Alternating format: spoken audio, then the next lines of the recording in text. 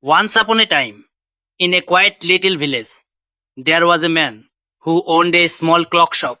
Inside his shop, every kind of clock you could imagine was ticking wall clocks, wristwatches, and tiny table clocks. The man was known not just for making clocks, but for the wisdom in his words.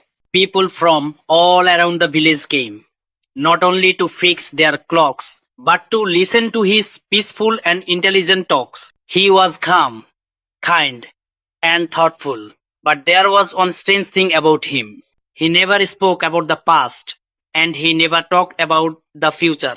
Whenever someone asked him about it, he simply smiled and said, "Just look at the clock." No one really understood what he meant. One day, a young man came to the clockmaker, looking very sad. He said, "Sir, I always regret my past mistakes, and I'm constantly worried about my future.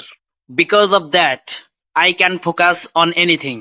The clockmaker smiled and said, "All right, forget your problems for a moment.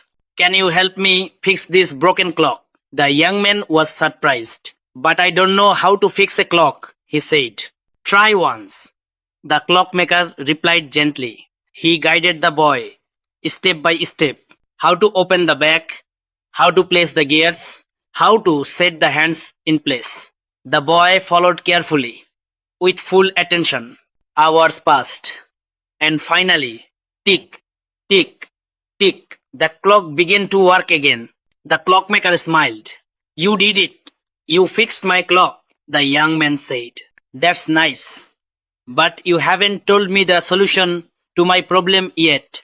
The clockmaker looked at him kindly and said, "I already have. It. When did the clock start working again?" "When I gave it my full attention," the young man replied. The clockmaker nodded.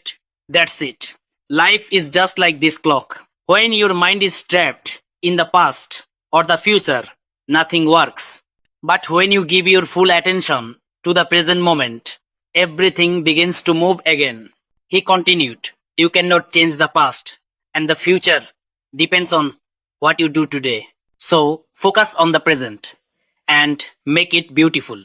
Finally, the clockmaker smiled and said, "Don't search for happiness in tomorrow. Find it in today, because today was once your future."